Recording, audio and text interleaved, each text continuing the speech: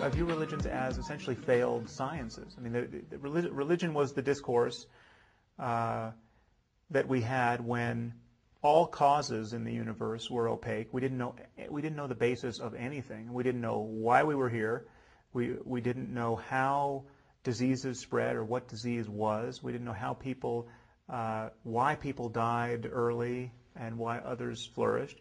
We don't know what's causing thunderstorms or causing crops to fail. And we very naturally, as a cognitive and behavioral imperative, we form descriptions of the world, and we try to figure out what's going on.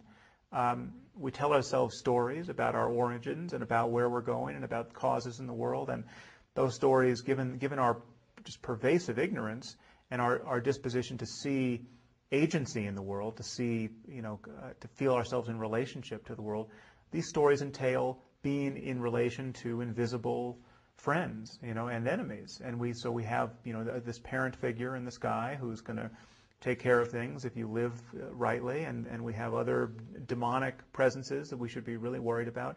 And gradually, what you see happening is that religion, as rationality and dozens of specific sciences were birthed in the human conversation, you see religion on 100 fronts losing the argument with science. I mean, we see that, on the front of human health and disease, religion, it used to be that you could get a diagnosis of demonic possession. I mean, that was a reasonable thing to believe you had if you were having seizures, say.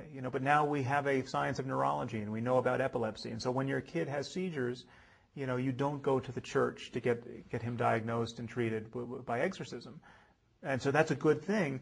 I'm saying that religion is losing the argument on every other front. It's losing the argument ethically. It will lose the argument spiritually. I mean, we will understand spiritual experience so well at some point, at the level of the brain and at the level of the way in which using attention in certain ways can change human experience.